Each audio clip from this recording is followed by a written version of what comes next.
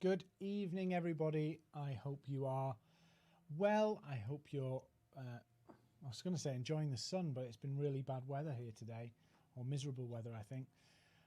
Thank you for joining us tonight. We're going to be looking at your USP post-COVID, and I'm going to give you some thoughts about how you can adjust some of the strategies that you're working on at the moment in light of what's happened with coronavirus. You know, some businesses, we'll start the session in about 2-3 minutes. I'm just going to get the stream going and people will join us and then we'll get going. So thank you for joining us. If you're already here, please let me know in the comments that you're here and I will share some things with you. Coronavirus has really kind of, you know, there's the human side to this of, you know, lots of people have been ill, lots of people have sadly died. But as business people in the community, we've got jobs to do, we've got livings to earn. And how do we adjust to what's happened? And how does our business adjust to what's happened? And that's really what we are aiming to talk about tonight, and how you can find that new space and those new areas of business that perhaps you may not have seen yet. So we're going to look through that tonight and really show you some ways you can explore and find new ways to develop a USP for your business. So hi Freya, hi Ankit. We will start in maybe 1 or 2 minutes. This is my third training session of the week, and lots of business owners, lots of professionals working for businesses are really keen to work out how they can adapt to this environment. Hi, Anthony. So it's a real challenge we've all got, and we really don't know at the moment how this works and what twists and turns are going to come along the way. So what we've put together tonight is really some tools, some guidance that can help you think about and find places where you can adjust your business and adapt your business to whatever comes down the road, whether that be, you know, let's hope that everything just goes, eases down, the virus is gone by Christmas, and, you know, next year this is like a blip. But, you know, if it isn't, let's have a plan. Let's have a plan that we can adapt to. I'm just adjusting my volume. Let's have a plan we can adapt with and adjust to that will allow us to thrive even in a very difficult kind of trading environment. Is that better on my volume? Is that a bit clearer for you? Hopefully so. Let me know in the comments if you can hear me clearly, because that would be great. And we'll get on to the first couple of slides. So, okay, so the way we do business has changed. It's fundamentally changed from we used to travel around freely. We're now really cautious about that. So a lot of business has changed and the world has changed with it, and we have to adapt to it. And business has changed. You know, some of our customers are no longer needing what we've got to offer. Some of our customers are no longer going to exist because of their industries disappeared, and brand new industries have risen up and will be here for a long time to come. And a lot of countries, particularly the UK, are starting to manufacture and make things back in their countries that we didn't do before. So business and the business environment has changed, as well as the downturn and the difficulties that have come. The actual landscape of what demand for what services has changed quite fundamentally. So things like office space have taken a huge hit, but other things like the manufacturing of PPE has really grown, and the price sensitivity of that has changed as well. So the whole landscape's changed, and that has changed some of our businesses. Some of our businesses are relatively unaffected. Some of businesses are massively affected. And this session's really about helping you find some space in the marketplace that you can occupy that is valuable to your business, that will help you continue to grow and build your business despite all the things that have been thrown at the business community in the last 5 or so months. So COVID's changed the world. So how do we adapt our business? How do we adapt ourselves to this? And that's what we're going to really talk about tonight. And then the big question is, does your sector exist anymore? And these are honest questions that you have to ask. It's no good for us to be putting our heads in the sand and saying it's all going to be all right. We need to ask the big questions to help us understand how we adapt and build a thriving business beyond this and during this. Because by the looks of it at the moment, and nobody knows what's going to happen, because we've never really been in this time in a modern, developed, technological, interconnected world. We don't know how this is going to develop. So it's really important that we kind of take stock, don't kind of put our hopes and dreams onto it, and really look and see what can we do and how can we benefit and thrive through what is a horrific situation for everybody. And of course, is the demand still there for what you offer? Now, just because the demand may have waned doesn't mean it's over. So for some of you, you may have to have like an interim business plan almost to trade you through until some degree of normality or settling down happens. And some of you may have to look at what are the different options that we've got, what are the things that we're good at as a business, and how can we translate them into other areas. And that's some of the things we're going to look at tonight. So how do we look at our USP, our unique selling proposition, what makes us different, but also what makes us unique and makes people want to buy from us? How do we adapt that to the new world? And importantly, it's not just a new world, it is a changing world. So what we do today might be different again in 3 months' time, and we're going to have to be very agile in the way we approach things so that we can continue to adapt. We're in a phase at the moment whereby we don't know what quite the future looks like, and we don't quite know whether the past is coming back the way we used to be. So we're in a transitionary phase, which will mean that you'll have to be flexible in your business. You'll have to be adapting and being resilient to some of the very difficult changing environments. So this is a great challenge for you, because if as a business owner you can absorb this information and absorb how this works, you can actually use this, whether it be for a 3-month change or a permanent change. So it's a useful skill to be able to understand how you can adapt your USP, find it and develop it. So where do we go from here? So we're going to redefine our USP. Now, some of you, it might not be redefining. It might be just tweaking and adjusting. But the same principles apply whether it's your total industry's disappeared or whether your industry's just suffering a little bit. So these are the same principles, whether it's the worst case or somewhere in between the worst and the best case. So the fundamentals of a USP, the fundamentals of business and commerce is that people give you money, people pay your invoices, people buy from you because you solve a pressing problem for a client or a customer. It's that straightforward. You solve a pressing problem for them, they will exchange that and give you money for that service or that product that does that. So we're going to look at this, and then we're going to put into a diagnosis stage, a strategy stage, and a marketing phase, and go through that tonight. Please also, by the way, if you want to put some questions in the comments, I'm happy to answer your questions as we go. It's great to have your feedback and really tailor this to you. So as you're going through this, if you go, I'd love to ask this question, please do put it in the chat and I will happily answer your questions.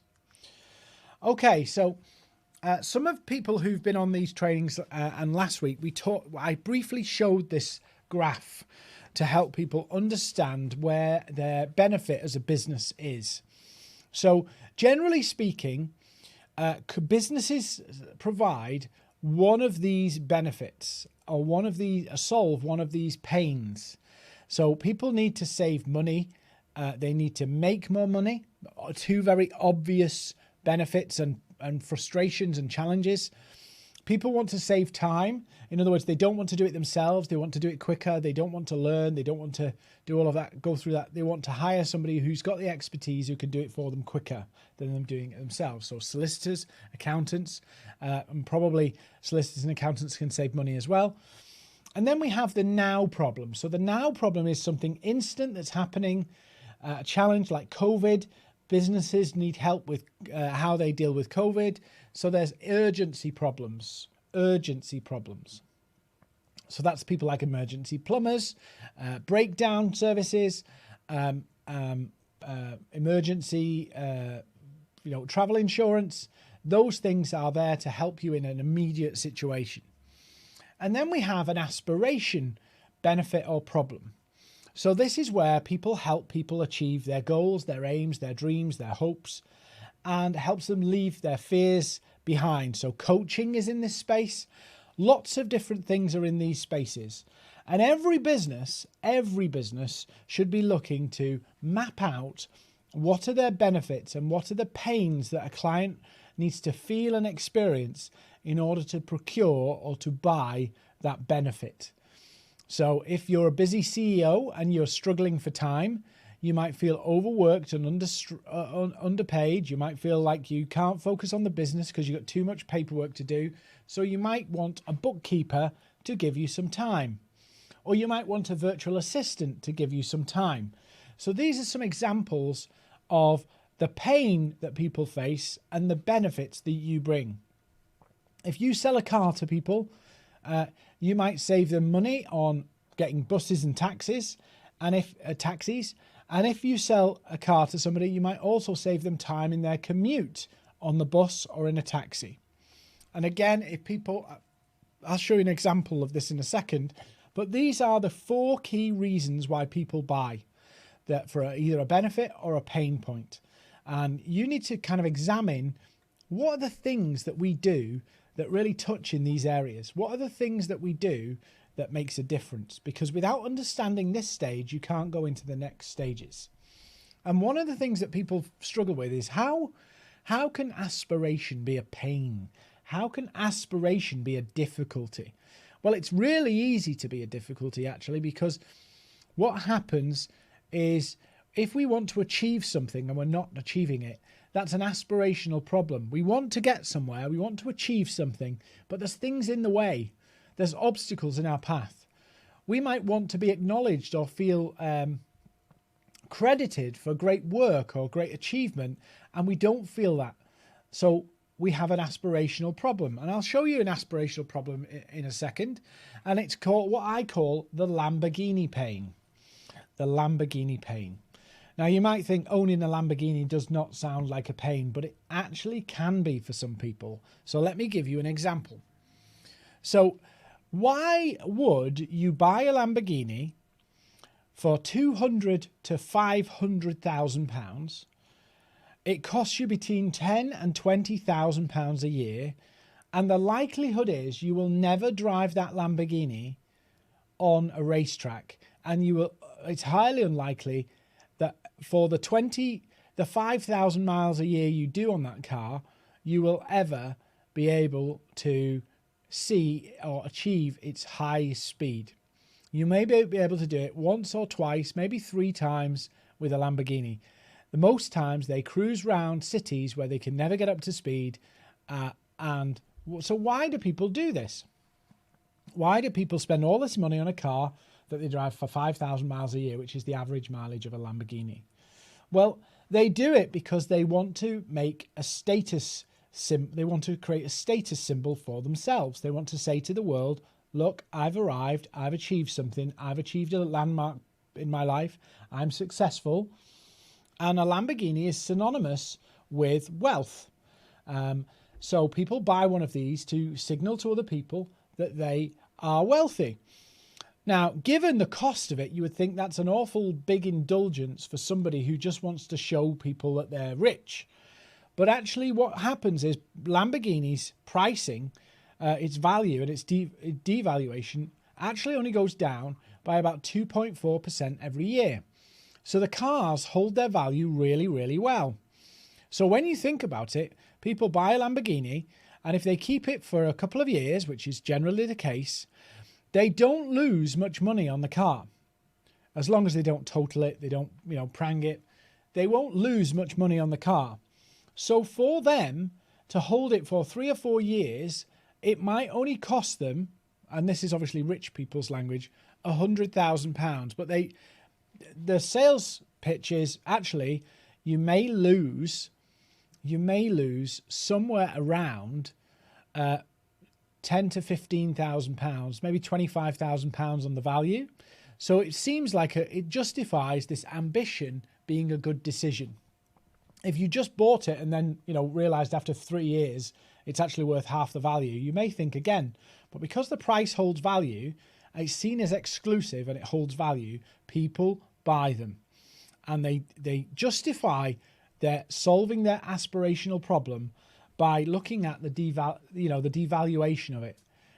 In that it's very minimal devaluation, so it looks like it's a great investment with a bit of fun. You don't lose much money on it, which, if you buy a car like a Ford or something, you lose a lot of money on it in the first couple of years, whereas with the Lamborghini, you don't. So this is how they're understanding the pain and the frustrations. People want to make a status symbol. They want to show the world they've arrived. They want to splash the cash and show people they're successful. But then they also address the objections of, I'm wasting all this money, by saying, actually, it holds its value longer. You're not going to lose that much money. So it's a really smart way that they've positioned Lamborghini, and it is actually a problem. If people go, I really want to show people I've arrived, I want to show people I'm successful, Lamborghini does it. A Lamborghini shows people. So it's a statement, and that's how the pain point and the challenge shows up. Everybody with me? Does that make sense? So think about pain. What are the pains that customers face that you have the knowledge, the capability, and the insight to be able to solve for them? What are those things? And the more powerful or the stronger the emotion and the pain, the more valuable the solution will become. So a Lamborghini is very, very expensive because it helps people achieve one of their biggest goals. If you think Maslow's hierarchy of needs, at the top of the tree is the self-actualization. It's the sense of you've achieving your destiny, you're reaching into your future, you're succeeding in life. So Lamborghini is appealing to the top of the tree in terms of aspiration, and it's countering some of the objections about money and cost by literally holding its value and dealing with it as a devaluation, and saying how great it is that it doesn't devalue as much as other vehicles and you won't lose much money by having this car. So that's effectively the pains. You need to think about and understand how they work so that you can get inside your customers' thinking, see how they're feeling, so that you can identify the pains and the biggest pains that you can help solve. So hopefully that makes sense. So people buy to solve a problem and get an outcome. So they buy to solve a problem because they want something different. They want an outcome. And that is the fundamentals of your USP. You have to think about what is the problem that you can solve and the outcome you can deliver for a group of people that they value, that they really, really value. And that helps you charge the right fees or sell it at the right price. And that's how the USP works. So your business success is solving a problem and delivering an outcome in a way which is different to others, in a way that is different to others. Hopefully you're not all asleep here, because it's really strange for me looking at a screen. And do you want to let us know where you're from tonight? There's a few people watching tonight. I think we've got 25 people flicking in and out tonight. Do you want to let me know where you're from and put it in the chat so I can say hi to you all? Please do let me know, and do put your questions in the chat as well. So your business success is solving a problem, delivering an outcome in a way which is different to other people, in a way that people value and appreciate. And that's really what we've got to do with the USP. So how can you do it differently than a competitor, or in a way which is better for a specific client base? So I'm going to walk you through some ways to... hi Grace, hi Freya, hi Danielle, hi Thangu, hi Ankit. Hi Placey from Oxford Technology Park. Great to have you here, and do ask your questions in the comments so we can go through those as well. Hi Gatty's Oxford Cafe. So you've got to think about how you can do it differently than a competitor or in a way which is better for a specific client base. So let's have a look at how this works in reality so that you can figure out this for yourself. So there's really 3 stages to defining yourself as a business and how you can bring value to customers. There's a diagnosis stage, which is effectively research. And that's we'll look at in a second. There's the strategy stage where you crystallize who you're going to do, how you're going to help, why and how that matters. And then there's the marketing side of this. And if you sign up for some more of the USP sessions, we've got some more sessions, I think in September. I think we've got a little break in August and then we come back in September. And we've got some from previous weeks you can watch as well. So if you want to reach out to USP, or we can get the links to you. If you drop a line in to USP, we can get the links to the previous ones about social selling and reaching out and growing business as well. So we'll get all those to you. So these are the 3 components. Now, one of the things that happens is when people panic, they miss the diagnosis section. They go straight to, what are we going to do to sell? And lots of businesses I know during lockdown, during lockdown, what happened was people panicked because, you know, nobody knew what was coming. It was terrifying for lots of people in terms of their livelihoods and everything. But what they didn't do is step back and go, right, okay, what are we going to do? That a lot of businesses panicked. And, you know, fair cop to panic in a situation like this because we've never experienced anything in our lives like this before. But what happens when you panic is you make decisions based on what you think and what you feel. And sometimes what we think and what we feel and the reality of the marketplace are totally different. So what we think customers want, what we think we can will be valuable in the marketplace actually turns out to be wrong. And what happens is we implement a strategy, it doesn't kind of work as we expected, or we decide upon a strategy, it doesn't kind of work out as we expected, but we market it anyway, and then we bump into the answer and then change everything again. And that can be very expensive, but it can also be a massive waste of time. So you can go to market with something that isn't right, doesn't fit well, and you end up in a situation where you've promoted something that falls flat on its face. And not only have you wasted the time promoting it, you've wasted the time promoting the right, where you could have been promoting the right thing. And you've probably spent some money on it too. So the diagnosis phase is really to get a better understanding of the market. No matter how much expertise you think you might have, always double check with the market to find out whether what you're thinking and what the market's doing are the same thing. And I'm going to show you some examples of how you can do that now. And I'll give you some more specific examples. So you're trying to identify the pain points in the marketplace. What are the difficulties that people are dealing with? And you're trying to look at it like a doctor's surgery. You'd go in and the doctor would say, so what's happening here? How do people feel about that? Have you noticed anything here? And what you could do is you can use surveys. So a quick tip, great little website for this is Quora. You can go onto Quora and search how people are questions people are asking. You can go onto, there's a little free tool you can use on YouTube called TubeBuddy, and that's a search tool and help you see how popular different phrases are and what people are looking at. And then you can use Google's keyword research tool, and that will tell you the demand of what people are searching for and the phrases that are the most popular, which will help you understand people a little better. The other thing you could do is literally contact people and ask them for their opinions. Just say we're a small business in the area. We're just looking for some guidance on what you think you need as a business, and get that stuff out, get their answers. Observation, start looking at what businesses are doing. Look at their websites, look at what they're putting out on their email newsletters. Have a look to see what's happening, what's being said. I also like things like the ONS statistics and things like that, where you can see what's happening with the economy. And again, I talk about this a bit earlier.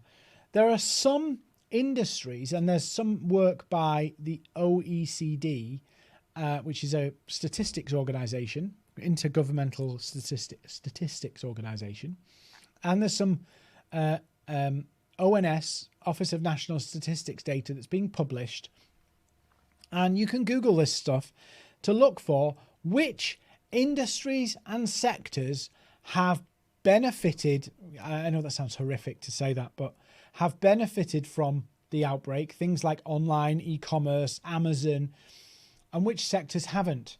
Now you may think, well, we know that, it's obvious. It's not always obvious. So some of what was the conventional industries, some of the manufacturing businesses have thrived during lockdown and COVID, and some of the conventional ones have really suffered. Some of the tech companies have really done well, but some of the conventional financial companies have suffered. So you can use all of these statistics to start to look at which areas of the market, the business climate, are really doing well, and are the things that you offer, are the services and skills that you have that you can adjust to support the markets that are perhaps faring better than the ones that aren't. And we know that from all the projections that we've seen so far, that the recovery from COVID, assuming that we don't have big significant second spikes and things, the recovery is going to take a number of years to get back. There's some talk of a big recovery, and we've had quite a big recovery in the UK, but not to the levels that we were. We've had quite a big leap from the depths of where we were. So have a look for the industries that might fare better. And this is part of your research. So let's look at what's happening. Let's get the facts down as we know them and start to see where's the overlaps between what we do, what we can do, the pains we can solve, and the markets and the places in the industries and markets that we can add value to those people. So that takes a bit of work, but it's worth it, every penny to do it, because when you do it, you start to learn more and you can refine your idea and save money in the marketing stage because you're going to be more defined and refined in what you're offering to the market. Oh, doubled the slide there. So the strategy stage is really where you take all of the information that you've pulled together and you make some decisions about how you're going to approach this. We've got all of our talent and all of our ability, and we've got this understanding of the marketplaces that we can serve and where things are going, statistics. And now what you're trying to do is match up where the best fit is, where the value is that you can bring. So you're just making a decision at this point to say, this is what we can do. This is what's in demand. Now, how can we match those two up? We want to match them up in a particular way. And that's your strategy. We're going to take this talent and ability and solution, and we're going to match it with these sectors and these industries and deliver value for them. That's the high level of the strategy stage.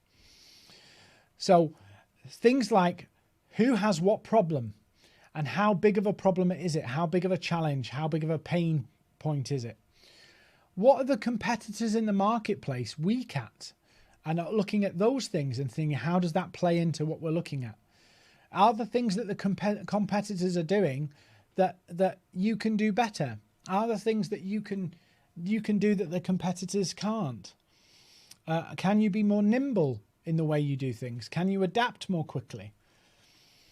And then we've got, do specific horizontals and verticals face different or similar issues? And by that, I mean, when I mean horizontals, I mean a sector or the market generally. Is there something you can put into the market? So say you're a marketing freelancer or a marketing consultant. You can work with anybody because the marketing principles are the same. But are there verticals within the market? So for an example, is there particular need for help in financial services, in financial advisors, in local retailers? where are the spaces where you can add value, and where are the spaces that perhaps it's too early to say that you can add value. So that's what we're looking for in this is where is the biggest value and the biggest ability to pay for services. Because there's no point having a great service to a market that right now is just going, I can't afford that, or I don't want to take the risk in engaging with that service right now because of their situation. So some of the hospitality sector, some of the retail sector is quite vulnerable at the moment. And so they're probably holding on to their money a little tighter just to see them through what is an uncertain time.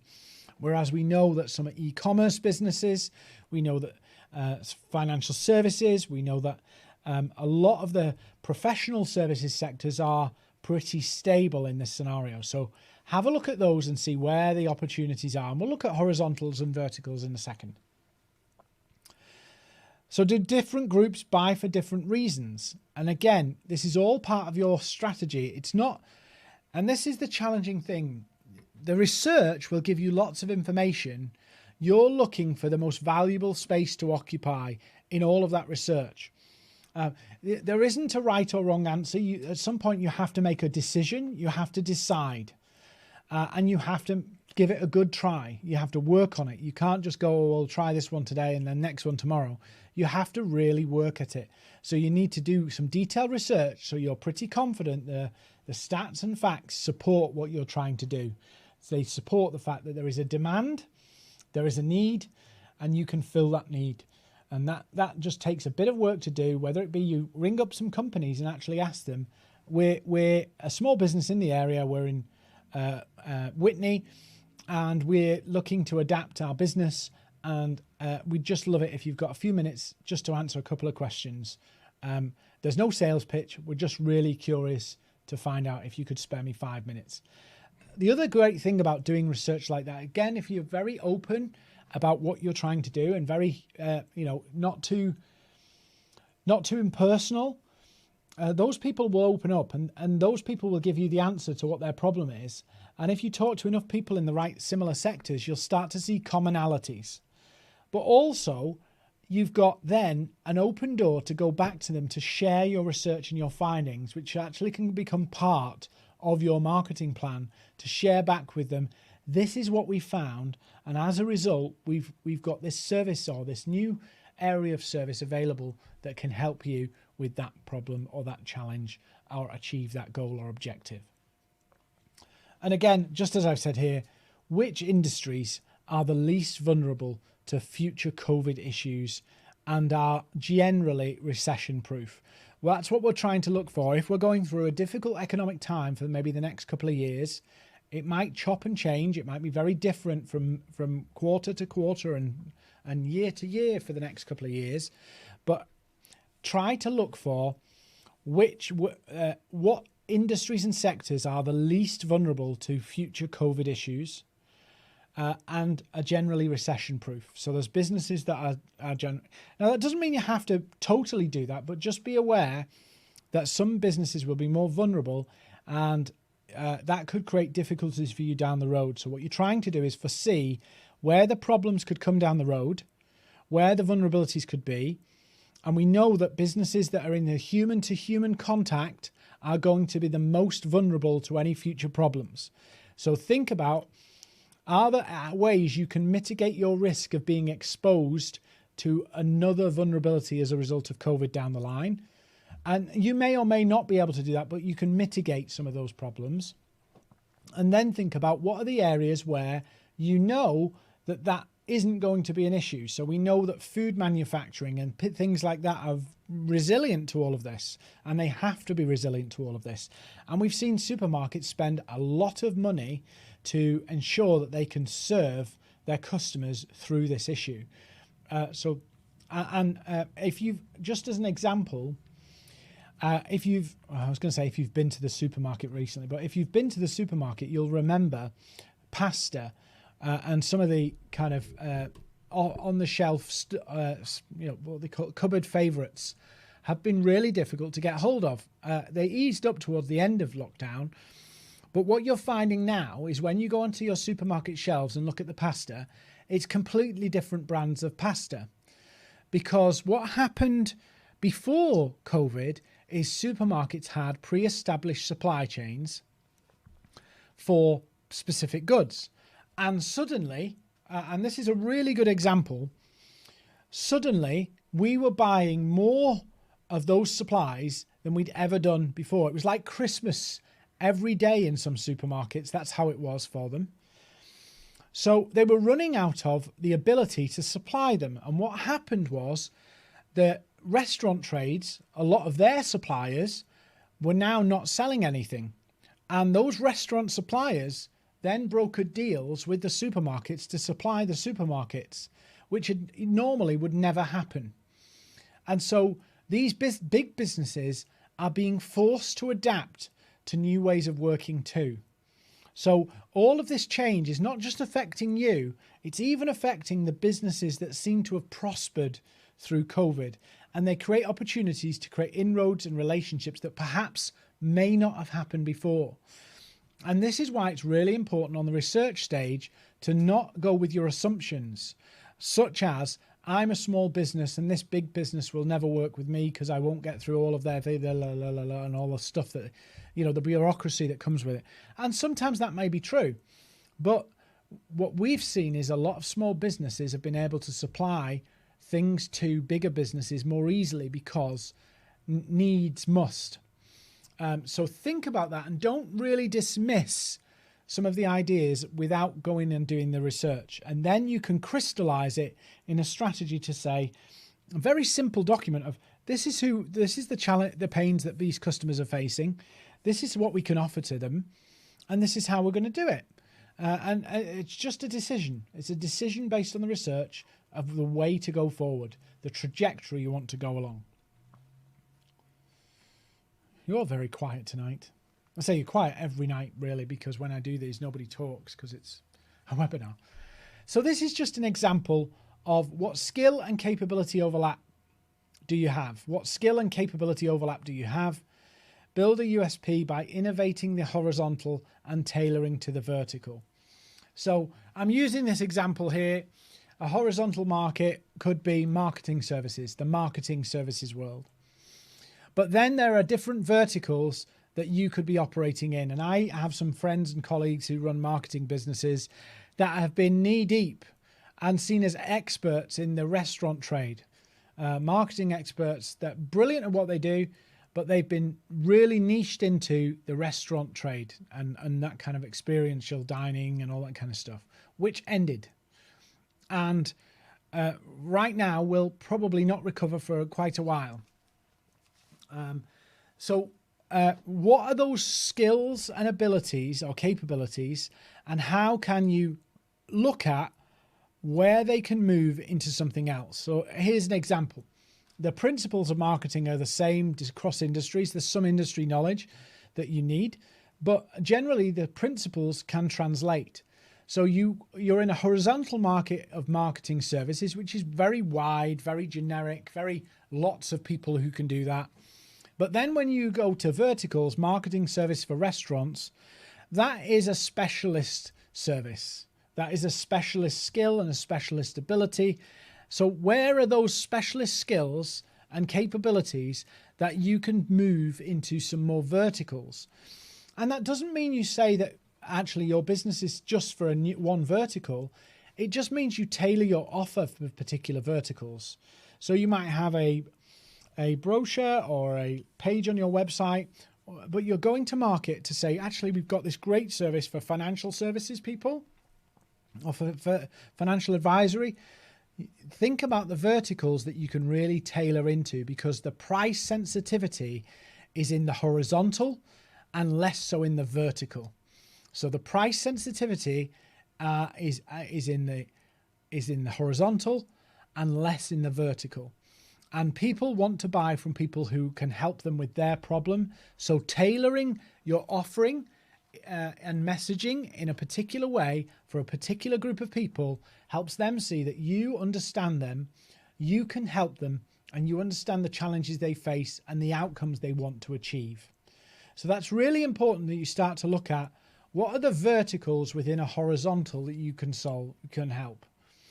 And a lot of the services you provide will be similar across the different verticals, but you will tailor them. You know, the suit will be the same, but actually there'll be a nip and a tuck here, and there'll be an extension on the arm a little bit here.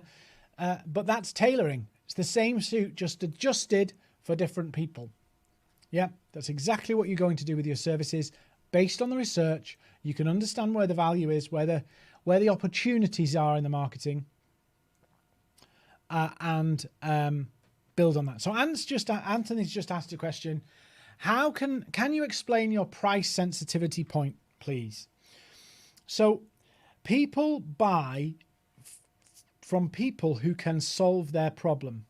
So if we think about this like the NHS, you have a general practitioner, a horizontal, and then you have a specialist, a vertical. So when you're in a horizontal market, you're in a very wide market, lots of competition, but you can cater to everybody. When you go into a vertical, you specialize into particular verticals. So what happens is that you then tailor your service to a specific audience. So first of all, you're more relevant, and your service is more trusted because you're catering it to a specific service. Whereas somebody else might be going, we can help you with your social media. A vertical might be, we can help financial advisors use their social media, which is a very specialist area. And once you go specialist, price sensitivity, in other words, how much people are willing to pay, they're more inclined to pay the people who are offering a service more relevant to them than somebody who's offering a generic service. So think of it a little bit like a GP and a specialist. A GP can diagnose lots of issues, but a specialist or a vertical is looking at specific needs and challenges of a particular group of people. And there's less price sensitivity in the specialisms. Or for an example, niching. Can you create niche products? Not a niche business, but niche products. A product for a financial services company, a product for an accountant, a product for a lawyer, a product for an architect. All of those different things, and look and find the services that you can tailor to those specific audiences, because that's where there's less price sensitivity. It's also easier to market if you have a particular product for a particular group of people, particular industries or verticals, because you can go, well, actually, we've got a marketing service for accountants. Okay, let's have a look at all the accountants that are in the county. Let's have a look at all the accountants that are in Oxford or Oxfordshire, and let's see if we can reach out to them on their website and tell them about what we're doing. Maybe we can give them a call and say, if you need some help with this, we can do this, and tailor the service. I've seen, for an example, cleaning companies that tailor their service to a specific type of company. So, for an example, let's say you're working in a bank. Banks will want particular cleaning companies, or financial services companies will want particular cleaning companies or particular people who understand the level of confidentiality and security that might be needed in their premises. And so they will pay a little bit more for people who understand that level of care that's needed. So think about all the different areas. And some people will go, I never thought about that. A cleaning company for financial services. Wow. For an example, in the stock market, if there's any kind of trading businesses, they want people who are coming into their premises who are not rooting through their files. So security in that area is important. So you may never have thought like this, but there are specific ways, and you don't have to pin it down to one, but one helps you focus a bit more and plow all your efforts into one thing. If you do too many verticals, you won't be able to put the effort and the energy behind it to make it all come together. So you might want to pick 3 or 4 and really develop them out. And there may be similarities. For an example, accountants and lawyers are very similar in the way their business works. You could go for lots of different industries and sectors that are common. So for an example, marketing companies and website design companies are similar. So think about what you offer, your capability, and some of the verticals that you can serve where the pricing sensitivity is less. Hopefully that answered the question in a bit of a long-winded way, sorry. So this is something one of our team put together. I'm happy to share it with you. So we'll happily share this with you if you like. Just message us in here and we'll put in the comments, or if you contact Oxlep, we'll share this with you. And this really helps you crystallize. One of our team put this together. Kurt put this together for us. And it helps you identify some of the key messages and key challenges that your customers, potential customers, face. And it forces you, and this is part of the thing, it forces you to answer questions you've probably not thought of. And by doing that, it helps you refine your offer, but it also helps you refine your message, which is really important if you want to market your service out to the world. Because without it, you will really struggle to communicate what you've got to offer. If you don't have your research done, if you don't choose a clear strategy, and you don't have a client profile of who you're trying to help and their challenges, their frustrations, the symptoms of the problem and how they're affecting their business, the financial implications, the non-financial implications, it sounds like a lot of work, but when you put the work in, you actually get clarity about the value you can deliver and who you can deliver it for. So this form, I'm sure we can give it out. In fact, there's an error on this version, but we will happily share this form with you. So if you want to get a copy of it, just drop us a line or contact Oxlep and leave your details. And I think somebody will put something in the chat here. Either Ant or one of our team will put something in the chat about how we're going to do that and get that to you. But it's a really handy form to help you crystallize and get clarity on who you're going to help and the value you can deliver. Okay, so the marketing side of this, you've looked at the research, you've started to formulate a strategy of who you're going to help. Now you've got to put all the pieces of the puzzle together, the marketing mix. The marketing mix. This is, you may have seen this. I'm just going to walk you through how this applies today, and we'll do any questions. But you're all really quiet and not asking lots of questions, so I don't know whether that's good or bad, really. I'm either being thorough or you've all fell asleep. So the marketing mix is the 4 Ps: product, price, promotion, and place. Now, these all mean something different in a digital world, so we'll look at that in a minute. So the product, what do you have to sell? What can it do? And how can it help the customer? We've looked at that. What's the name of it? The features? How can people use it?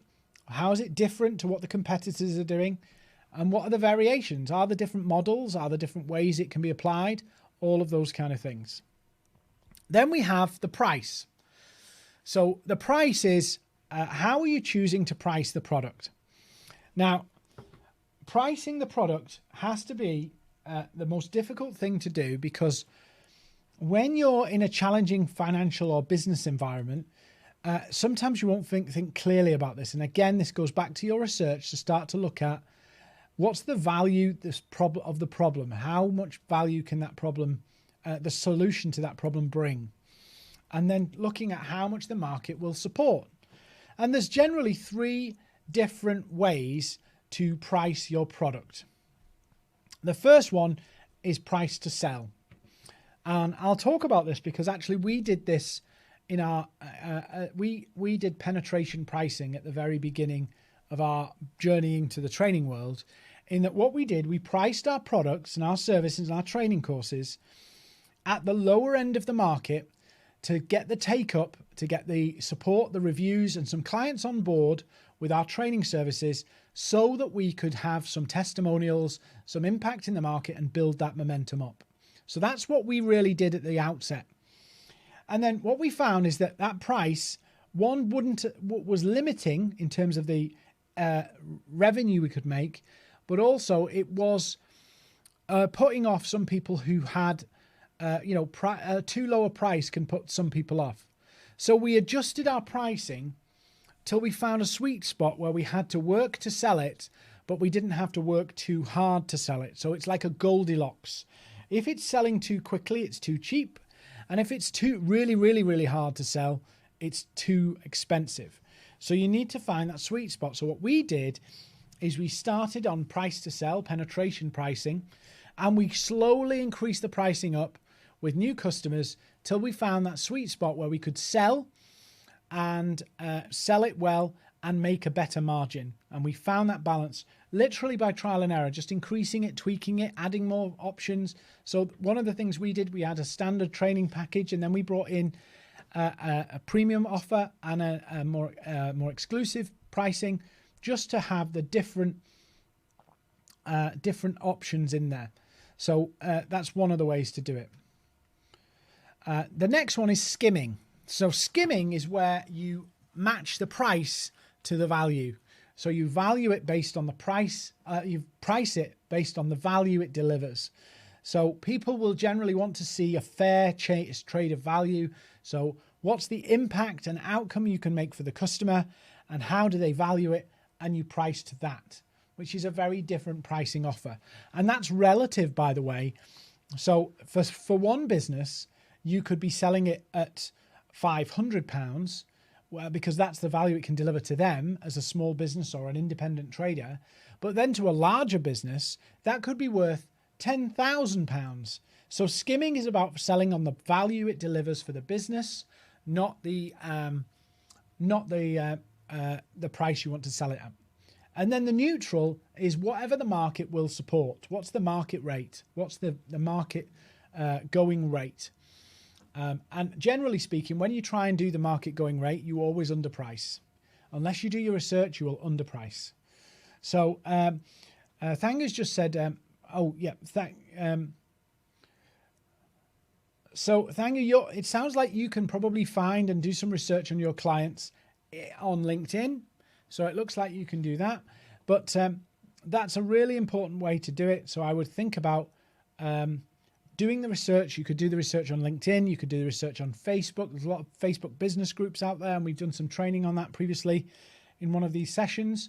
But you're really looking to how you find the best pricing policy to start. And if you're uncertain, I would always start with penetration pricing, because it's a great way you can just increase the price as you go. And you can start with introductory pricing. So you can say it's introductory pricing. We're launching a new service, or we're launching a variation of our service, and we've got an introductory offer to new customers. And I've done that, and it works really well. Whether you're selling to big corporates, whether you're selling to small businesses, you can have an introductory price, and then that gives you the option to change the pricing in the future. So then the place. How are you going to distribute the product? How are you going to deliver the product? Again, this is more important than ever now with the whole social distancing and lockdowns and things like that. So think about, what are the different models that you're going to reach them? How's it going to get to the market? Intensive, exclusive, selective, and franchise. So, franchise is quite a big job to put together, but there are different models of, and I don't want to really go into this here, but I can send you a follow-up slide about this. How are you going to get it into the marketplace? So for an example, are you going to sell it yourself through a website or that way? Are you going to distribute it? So people go, oh, well, it's not a retail product. There are lots of companies that resell other business services, particularly in the technology space. They refer it, or they add it onto their website for a commission, or they resell your services. So there's lots of different ways you can do it. You can have schemes where you partner with other similar businesses, and they offer a service, you offer a service, and you upsell each other. There's lots of different ways that you can position and place your service in the market so that you can get it out there. And then we've got promotion. And again, this is more important than ever, because a lot of businesses used to rely on going to networking meetings. They used to rely on phone calls. And of course, everybody's working from the office anymore, so they may not have a direct line that's easy to reach. And they may not be able to, their company policy, or they personally may not feel comfortable just meeting strangers anymore, just because of the real issue of meeting people. So how can you use social media? How can you use direct mail pieces? TV and video for some.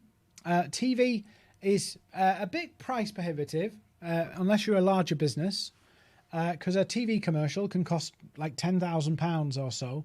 They're a lot cheaper than they used to be, but they're about £10,000 to do a TV commercial now. But video and video advertising on social media, video advertising on Google and on YouTube, they're really cost-effective ways to get your message in front of people. But again, when you create an advert on social media, the social media companies or the advertising platforms will say, who do you want to see this advert?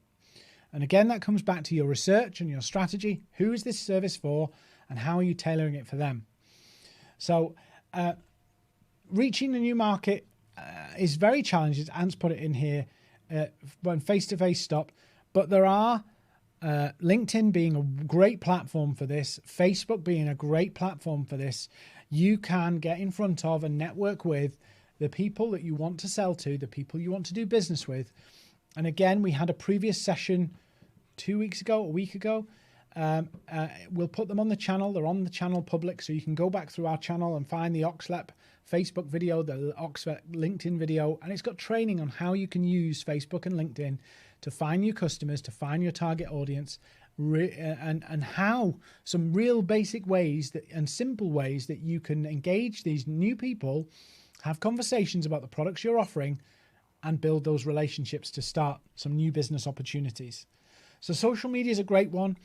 Even print and letters are quite interesting because businesses are still opening their post and they're still forwarding their post, reaching out to people on email. Again, in one of the sessions we've got, I think coming up in September, we talk about how can you reach out to new businesses on email and how can you do it in a way that's persuasive, not pushy, but is a way that you can open business avenues and talk to decision makers. So that's a coming one that we've got planned, which will probably be in September.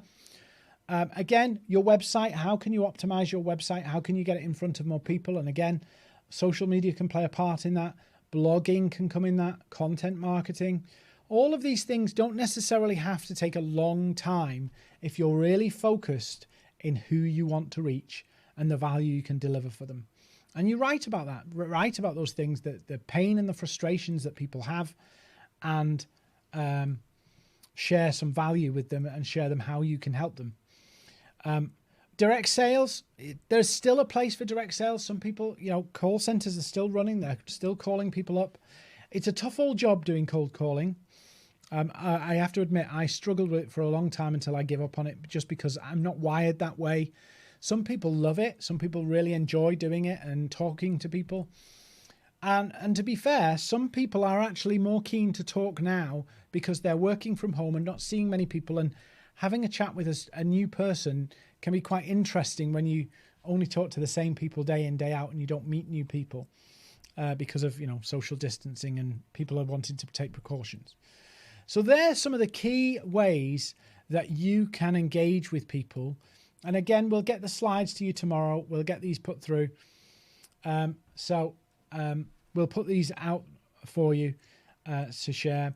The other thing I would say on the promotion as well is, if you know the problems that your customers face, you know the challenges, and you can add some value, you can put on your own little webinar, which helps people with that issue, and drop them an email, drop them a message on LinkedIn, post on Facebook, post on LinkedIn, and invite people to come to your little webinar. That's how accountants can, do whatever or solve this problem. Very, very simple things. And again, it's a lot of people think, oh, I have to do lots and lots of things and I have to work really, really hard. And you do have to work really hard. But actually your success will come from focus. Your success will come from focusing in on how you can deliver value and how you can talk to those clients that you can make a difference to in a way that they understand that you're being specific to them and you've got a solution for them. And that takes focus and hard work, not lots of activity and hard work, because we've all been busy fools. And it's not about being busy fools, particularly now. You need to be focused on what you want to do and the value you can achieve. Okay, so I'm going to sum up because we've not had many questions tonight. So I've either been very thorough or you're all asleep. So the summary from tonight's session, and if you've got some questions now, please do let me know in the chat, and I'll go through some questions and I'll answer your questions, and we'll go through some tips if you like. So the summary is: follow the steps to reposition, diagnose, then crystallize your strategy based on your diagnosis, and then look at the marketing mix of how you can reach those people, both with the right price and the pricing policy you want to do, the place and the way you're going to distribute the product or service, and also the way you're going to promote the product or service. What's those avenues that you're going to do? And whether you run referral schemes for existing customers. These are all really straightforward things. And I'm just going to flick back so that you can just get this. So I'm happy to share any of the slides or any of this stuff in here tonight with you. Just either reach out to us or contact Oxlab, and they'll happily get this information to you, and we'll share it. I think we'll share it out on email tomorrow if you registered on Oxlab's Eventbrite. So you need to diagnose, understand the space, the problems, the challenges, the strategy, who, what, how, why, and then you build the marketing. Then you start to put all of that together.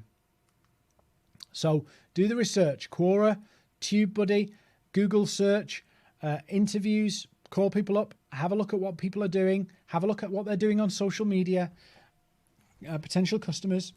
If you can find a focus group, great. Trial and error should be your last alternative, because really what you want to do is innovate quickly and get out to the market, and trial and error requires you to put stuff out there, see how it went, and come back. So it's the last resort really to do trial and error. In a normal environment, in a normal economic environment, trial and error would be brilliant, because you've got time on your side and you've got some predictability in the way the economy is functioning and the way that commerce is functioning. We don't have that right now, and we won't have that properly, that certainty, for some time. So trial and error can be a bit hit and miss, literally right now. So again, strategy: crystallize from the research, take it all in, try and leave your own preferences and biases to one side, and try and analyze what you've discovered, what you've learnt, and pros and cons it, break it down and go, where is the space, where's the value here that we can help, and then crystallize all of that into a very simple document, looking at your horizontal markets, the vertical markets you can go into, and see how you can add value and where the most value you can deliver is. Which markets and which vertical markets can you help with? Again, crystallize the vision of the client and the pain points and the challenges, the consequences, the symptoms, all of those things that they're facing, so it helps you understand the messaging, the marketing that you want to do. So that's really important. Freya's just asked, with lots of webinars, Instagram Lives happening at the moment, what tips do you have to stand out from the crowd with my own, especially when competitors are doing it for free and I'm not? So Freya, I think what you have to do is, one of the things about webinars, which is really interesting, is just remember people want an outcome. They don't just want information. So when you're titling your webinar, think about the pain points, the symptoms, the frustrations, the challenges, and the hopes, the dreams, the outcomes that people want. And that's why they will join your webinar. They won't join it just for a jolly.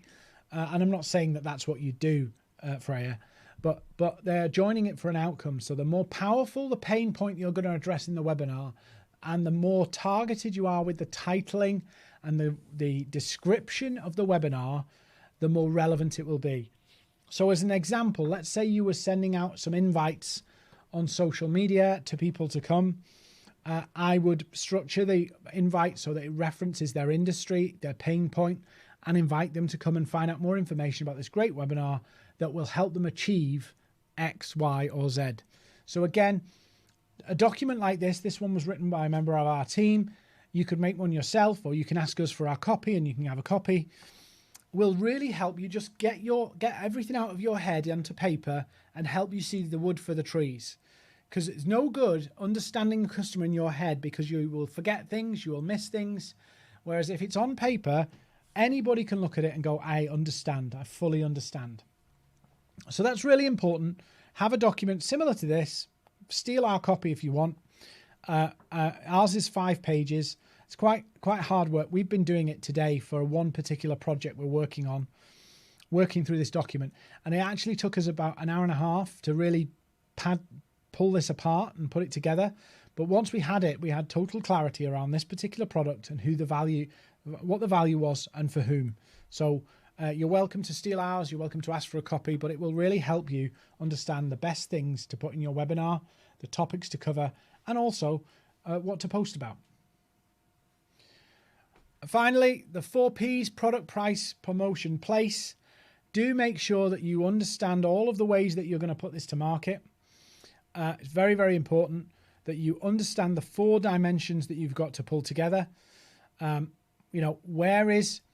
What's the price point and how are we going to place it? Where's it going? How are we going to get it into the marketplace? The product, is it the right product at the right price in the right place for the people? And how are you promoting it? Are you promoting it in the right place? Danielle, yes, of course, message us on LinkedIn. I'll get it to you or drop us an email. And if you have registered with Oxlep, you can contact Oxlep and they'll get it to you as well. So no problem at all. We'll get it there. Again, variations, names, features, price, place, all of these things really help you understand what's the best marketing medium, how are we going to get it into the marketplace, what's the best pricing policy to use, and again, some of the key elements of how the product's different, the benefits over the competition, what's the needs of the user, and the modifications or add-ons or extensions you can put onto the product. So, with that said, any further questions tonight? And just while you're putting that through, if there's any other questions, I want to ask you to do a favor for me. I'd love it if you could go to the Oxlep Facebook and LinkedIn page, because Oxlep is the Oxfordshire Local Enterprise Partnership, and they are working with businesses to support businesses across the county. And they have put this session on to help businesses in the county. So if you have found value from this session, would you hunt out Oxlep Business's Facebook page and LinkedIn page, give them a follow, and also let them know that you've got some value from this training tonight. So this training will be available online. So if you want to come back and watch it again, you can. But please do give them your support and thanks for doing this. We're just showing up. They were the ones that take the time and effort to put this together for us and to put this together for you. So they will really appreciate you letting them know if you've got some value from it, and they'll appreciate the support on the social media channels as well. So any other questions tonight? Anybody like me to run through some examples, or do you have an example of your business that you'd like us to share or to look through? Because I'm happy to share or talk through. Obviously it's live, so anybody watching the replay, this would obviously be live, and will help. Anybody? No, you're all quiet tonight. All quiet. Well, I think about 37 people on tonight, and dipping in and dipping out. So I'd just like to thank you for spending the time with us.